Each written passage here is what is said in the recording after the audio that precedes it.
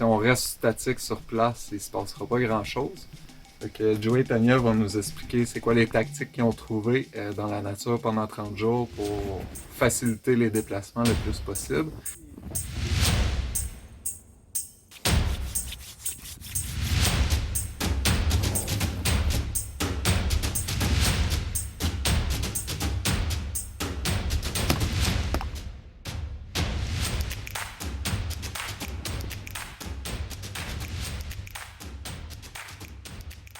Là, c'est bien beau d'être à l'abri, au chaud, avec un feu, de l'eau, pis ci pis ça, mais tu sais, faut se rendre jusque-là.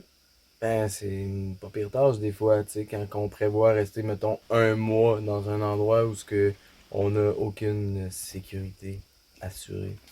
Donc, le matériel puis le déplacement deviennent crucial dans l'optique d'un éventuel déplacement.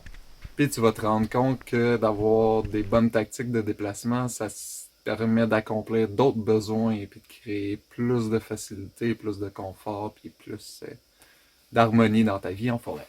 Et à un moment donné, il faut bouger. Fait qu'on est rendu là. Déplacement puis notre équipement, ça va ensemble.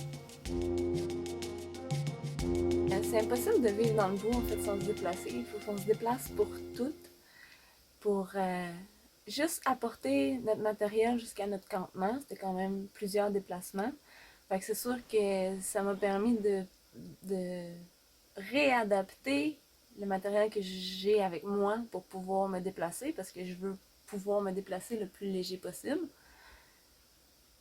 Sinon, me réchauffer, ça a été une stratégie que j'utilisais beaucoup, de me déplacer. Fait que quand je me levais le matin puis j'avais les pieds froids, ben au lieu d'aller sur le bord du feu, on allait marcher, explorer la nature. Puis à force d'être en mouvement comme ça, mes pieds devenaient chauds. Et je réussissais à me garder au chaud pendant tout le reste de la journée. Ça a activé comme ma chaleur. C'est-tu technique, ça? Ouais. Ouais. Puis dépla... Ça me semble technique, ouais. Mais dans le déplacement, mon grand défi, là, c'est qui a pris une grande partie de ma gestion, de mon temps, en fait. C'était la gestion de mes bottes.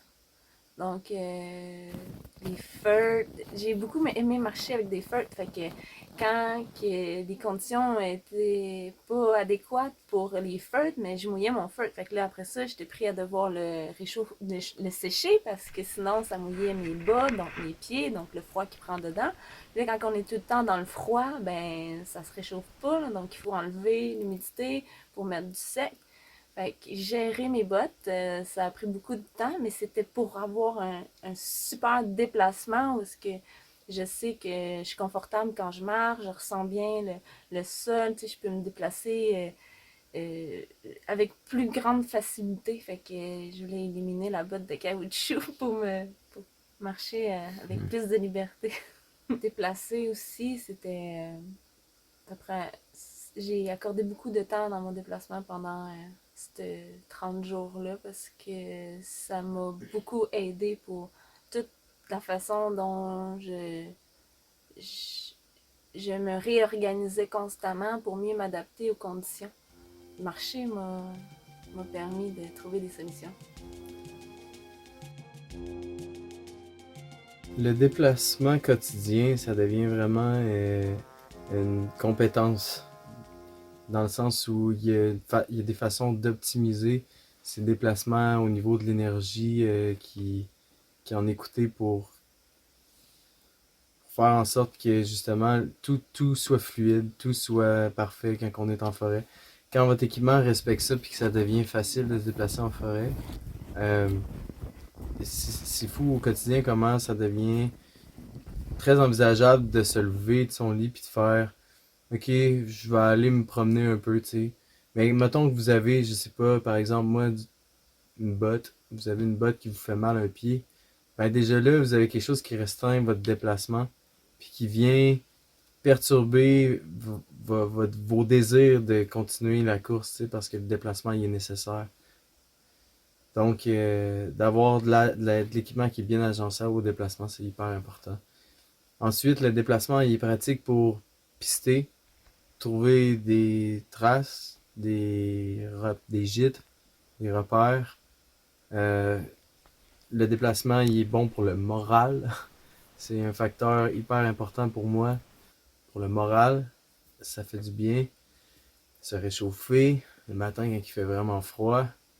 Puis après ça, si tout ça c'est fait, puis vous revenez chez vous, puis que vous êtes sale, parce que vous êtes plein de neige, ou parce que vous avez sué dans votre linge, ou parce que vous avez glissé parce que vos mocassins n'étaient pas adaptés à vos pieds, puis vous êtes tombé dans l'eau. Ça arrive.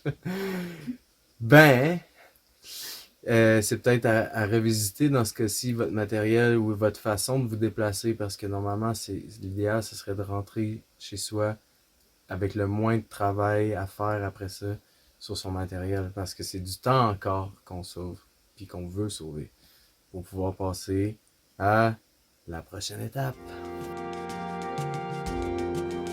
La conclusion pour le déplacement et l'équipement, ça serait que, on l'a nommé, c'est vraiment obligatoire. Comme Joey disait, si c'est obligatoire, aussi bien le rendre facile, aussi bien que ça soit adapté. Ce que je retiens surtout, c'est que nous, dans un contexte de vie en forêt, c'est sûr que c'était hyper important. C'était comme presque une question de survie. Sauf que c'est applicable dans la vie moderne aussi, en fait. Ce qu'on a appris, là, entre autres, ça me fait penser à une chose en particulier. Savoir où est-ce que tes choses sont. Quand tu es dans un abri la nuit, tu veux surtout pas avoir à trouver quelque chose que tu as besoin dans le noir. Ben, tu cherches-tu tes clés, toi, dans la vie? En tout cas, moi, des fois, oui. Puis d'avoir à comme penser à ça, puis se créer des systèmes pour savoir son où en tout temps, puis plus avoir à gosser avec ça, ben, c'est pratique. Fait que si c'est pratique, ça veut dire aussi que c'est praticable. Ça veut dire que même sans aller dans le bois, on peut quand même déjà essayer dans notre vie de rendre les choses plus simples, plus faciles, plus efficaces, pour pouvoir se concentrer sur ce qui compte vraiment. En finissant, je te dirais que l'équipement, c'était tellement une question personnelle, puis il y a Joey qui est vraiment avancé, puis il y a nous autres qui suit en arrière. Fait que on a décidé de faire une vidéo de plus pour l'équipement. Fait que tu vas avoir une vidéo sur ce que Joey avait amené, sur ce que moi j'avais amené, puis sur ce que Tania avait amené. Check ça, puis en attendant, ben, bonne journée!